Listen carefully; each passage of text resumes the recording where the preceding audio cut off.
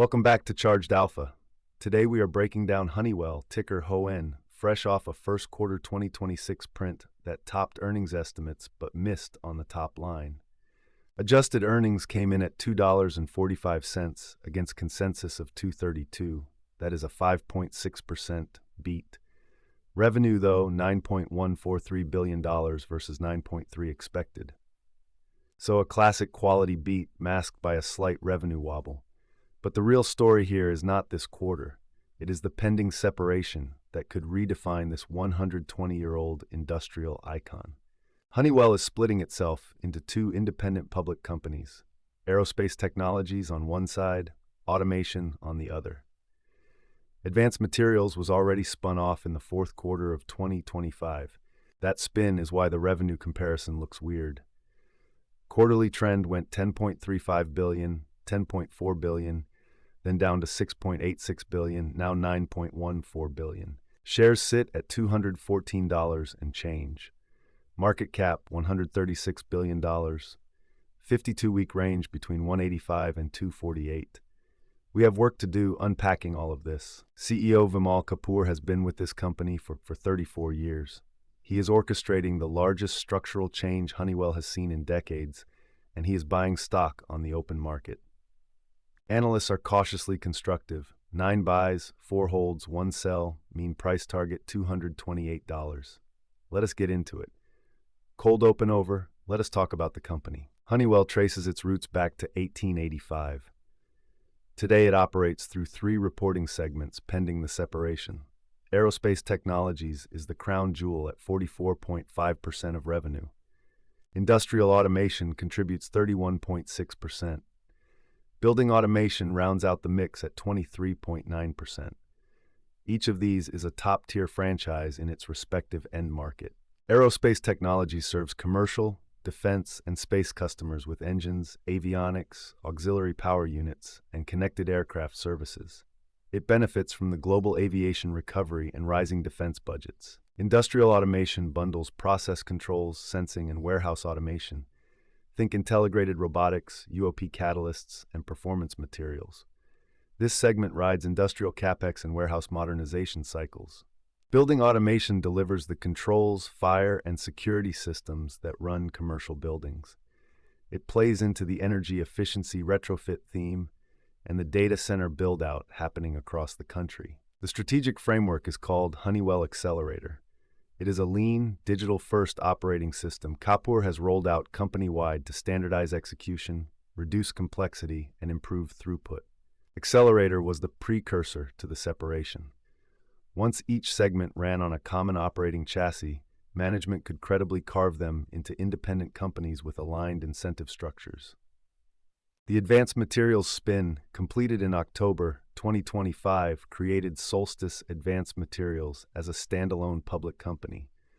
That is why the fourth quarter 2025 revenue comparison dropped so dramatically. Post-separation, you will have 2 pure plays: a high multiple aerospace name with secular tailwinds, and an automation pure play levered to process industries, data centers, and warehouse logistics. Speaking of Kapur, let us talk about the CEO.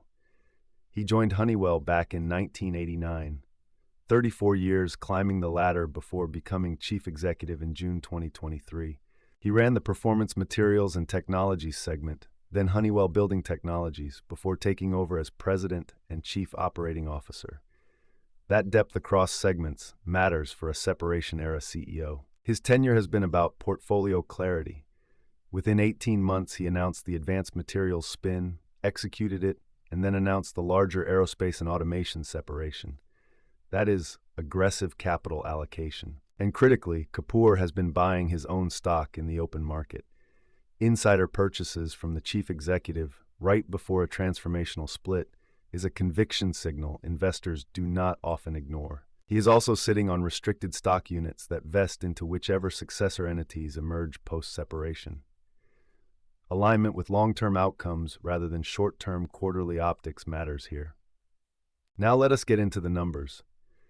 First quarter 2026 adjusted earnings per share $2.45, beating the $2.32 consensus by 5.6%. But GAAP earnings were only $1.29.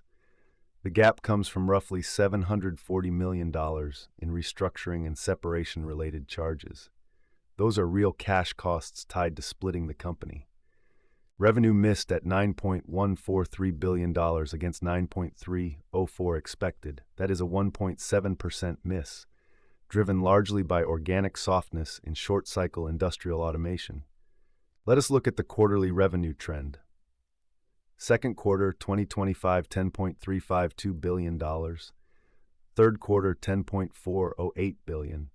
Fourth quarter dropped to $6.86 billion after the spin. And now first quarter 2026, back up to $9.143 billion. The sequential rebound reflects normal seasonality plus the clean baseline now that advanced materials is gone from comparisons. Free cash flow for the quarter was negative $873 million. That sounds ugly until you remember first quarter is always a seasonal working capital build for industrials.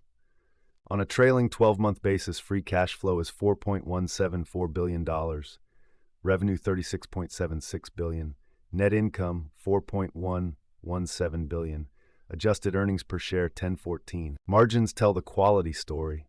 Gross margin 36.9%, earnings before interest and taxes margin 15.1%, net margin 11.2%. These are premium industrial margins. Balance sheet now. Total debt $33.64 billion, cash on hand $11.98 billion, net debt $21.66 billion. Net debt to earnings before interest, taxes, depreciation, and amortization is 3.31 times. That leverage is higher than I would like going into a separation. 3.31 times is elevated for an investment-grade industrial. Watch how debt gets allocated between the two new companies. On valuation, price to earnings 20.37 times. Enterprise value to earnings before interest, taxes, depreciation, and amortization 24.11 times. Price to sales 3.71 times. Price to book 6.38 times. The dividend pays $4.58 annually, yielding 2.14% at current prices. 14 consecutive years of dividend growth. That track record matters through a separation. Street consensus. 9 buy ratings, 4 holds, 1 sell. The mean price target sits at $228, implying roughly 6 to 7% upside from current levels before you add the dividend. Recent rating changes have been mixed but leaning positive. JP Morgan upgraded to overweight in January 2026, citing the separation catalyst. Wolf Research went to outperform in February. The notable bear remains Bank of America, which downgraded Honeywell to underperform back in November 2025. Their concern was separation execution risk and the potential for stranded corporate costs. Forward estimates show steady progression. Second quarter 2026 consensus is $2.55 on $9.73 billion in revenue. Full year 2026 estimate $10.52. Full year 2027 earnings per share consensus is $11.51. Full year 2028 estimate $12.62. That implies roughly 10% compound earnings growth through the separation transition. The key analyst debate is whether a sum of the parts valuation for the two post-separation companies exceeds the current combined multiple. Most bulls say yes, bears say execution frictions will eat the arbitrage. Some analysts have published sum of the parts models suggesting fair value somewhere between $235 and $255 once both entities are standalone public companies with their own multiples. Let us walk through the bull case. The biggest unlock is structural. Splitting into two pure plays should let each entity attract a natural shareholder base and trade on its own strategic merits rather than the conglomerate discount. Aerospace Technologies as a standalone should command a premium multiple closer to pure-play peers. Commercial aviation demand is strong. Defense budgets are rising globally. Aftermarket services generate high-margin recurring revenue. Industrial automation standalone plays directly into 3 huge secular themes: data center build-out, warehouse automation from e-commerce, and industrial reshoring driving new capex in process industries across North America. Honeywell Accelerator gives both successor companies a mature operating system out of the gate. That reduces the typical post-separation execution drag where newly independent companies struggle to stand up back-office functions. Kapoor's open market insider buying is a credibility signal. He knows these businesses better than anyone. 34 years of institutional knowledge paired with personal capital at risk tells you he sees value. The dividend track record provides downside protection. 14 straight years of growth means management is committed to returning cash even through the separation process. That appeals to income-focused institutional holders. Margin expansion runway is real. Current earnings before interest and taxes, margin of 15.1%, trails best-in-class peers in both aerospace and automation. Post-split focus could unlock 200 to 300 basis points. And finally, valuation is reasonable. 20.37 times earnings is a modest premium to the industrial group for a company with above-average margins, a clear catalyst path, and a credible operator at the helm. Now the bear case. The obvious one is revenue trajectory looks poor on a reported basis. Top line has been choppy quarter to quarter, and the first quarter miss reinforces organic demand concerns in short-cycle automation. Separation execution risk is not trivial. Splitting a 120-year-old company with shared infrastructure, shared customer relationships, and shared technology platforms creates real dyssynergies and stranded costs. Those separation-related charges of $740 million in the quarter are just the beginning. Management has guided to over $2 billion in total separation costs before both entities are fully standalone. The balance sheet concern matters. Net debt of $21.66 billion at 3.31 times leverage is high, going into a split. How that debt gets allocated will directly affect each successor entity's flexibility. Aerospace aftermarket demand is cyclical. We are deep into the post-pandemic recovery. If commercial flight hours plateau in 2026, services revenue growth decelerates right as aerospace technologies becomes a standalone. Industrial automation faces genuine competitive pressure. Siemens, Rockwell, and Emerson are all fighting for the same process control and sensing dollars. Market share gains are harder when everyone is modernizing their platforms simultaneously. The valuation premium is earned under a conglomerate structure. If the sum of the parts thesis disappoints, investors are left holding two average quality industrial stocks at average quality multiples. The upside math gets harder. And macro matters. Process industries spend less when capital is expensive. Building automation slows when commercial real estate stays weak. Separation does not shield the operating businesses from cyclical headwinds. Let us compare Honeywell to the peer group. On price to sales, Honeywell trades at 3.71 times with trailing 12-month growth that is roughly flat when you adjust for the advanced materials spin. Eaton trades at 4.2 times sales with 8.5% revenue growth. Eaton is the momentum name in the group thanks to its data center power and reshoring exposure. Premium is earned. Emerson trades at 3.8 times sales with 14.2% growth. That is the fastest grower in the peer set, reflecting its Aspen Technology software acquisition and process automation strength. GE Aerospace trades at 5.1 times sales with 11.5% growth. Post-split, GE Aerospace is the pure-play comparable for what Honeywell's aerospace standalone could look like. Rich multiple, strong growth. Parker Hannifin trades at 3.4 times sales with 4.8% growth. Parker is the most direct industrial diversified comparable. Similar multiple, similar growth, different segment mix. 3M trades at 2.8 times sales with 1.2% growth. 3M is the cheap, slow-growth anchor of the group. Honeywell is clearly above 3M on both metrics. Net takeaway on peers. Honeywell sits in the middle of the pack on valuation, but below average on growth. The separation thesis is specifically about closing that multiple gap toward Eaton and GE Aerospace. Options market is showing mild bullish positioning. Call skew is elevated relative to historical norms, with open interest concentrated in April and July. 2026 strikes between 220 and 240. That clusters right around the mean analyst price target. Implied volatility has also ticked up slightly into the separation timeline, suggesting traders are pricing in a real binary outcome around execution milestones. On the insider side, Copper purchased shares in the open market during the first quarter. Open market buys from a sitting CEO before a separation are rare, and historically they have been bullish signals. Other insiders have been net sellers, but that is mostly automated 10b5-1 plans tied to restricted stock vests. The signal to watch is the CEO buying, not the programmatic selling. Bottom line on Honeywell. This is a high-quality industrial franchise going through the most consequential portfolio change in its modern history. The first quarter print was fine. The thesis is not about quarters. The verdict leans constructive, but demands patience. Current valuation of 20.37 times earnings is fair, the dividend supports the floor, and the separation catalyst provides real optionality through 2026 and 2027. The bull case is that the sum of two focused businesses exceeds the current conglomerate value. The bear case is that execution costs, debt allocation, and cyclical headwinds eat the arbitrage before it materializes.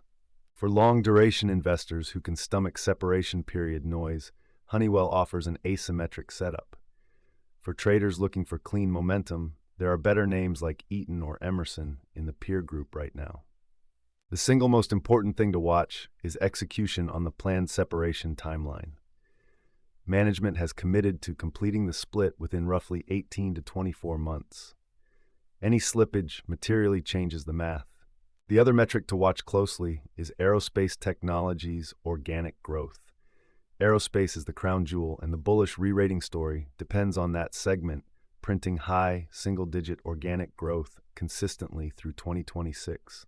Mark your calendar for July 23rd. That is the second quarter 2026 earnings date. The consensus bar is $2.55 on $9.73 billion in revenue. The key performance indicator to watch on that print is aerospace organic growth. Above 8% confirms the secular tailwind thesis. Below 5% raises real questions about the aerospace re-rating narrative. Also watch industrial automation margins. The bull case requires margin expansion in automation to offset any aerospace deceleration. Segment operating margins need to show sequential improvement into the mid-teens. And the separation milestone calendar matters. Management has promised detailed capital structure plans for both successor entities by mid-2026. That disclosure will drive the next re-rating move in either direction. Watch free cash flow conversion too. First quarter negative $873 million was seasonal, but full-year conversion needs to stay above 90% to fund the dividend and any stranded separation costs. One last thing. Watch the corporate bond market. Credit spreads on Honeywell paper will tell you how fixed income investors are pricing the debt allocation question long before equity markets react to the same information. That is our deep dive on Honeywell International, a 120-year-old industrial icon in the middle of reinventing itself. If you found this useful, follow Charged Alpha and share the episode. A 120-year-old company reinventing itself. 3 segments becoming 2 independent companies. The sum worth more than the parts. Charged Alpha. We will see you on the next one. Charged Alpha is for educational and informational purposes only. Nothing in this episode constitutes investment advice, a recommendation, or a solicitation to buy or sell any security. All figures referenced are based on publicly available information as of the recording date and are subject to change. Please consult a licensed financial advisor before making any investment decisions. The hosts may hold positions in securities discussed. Past performance does not guarantee future results. Do your own research, manage your own risk, and invest according to your personal circumstances. Ooh-wee-doo! That ticker tape starts dancing fast. A bull market thrill that's built to last. Dividends are ringing up the swing. Listen to that sweet ka-ching. It's a Wall Street swing. That fast-paced rhythm makes you sing. Yeah, the Wall Street swing.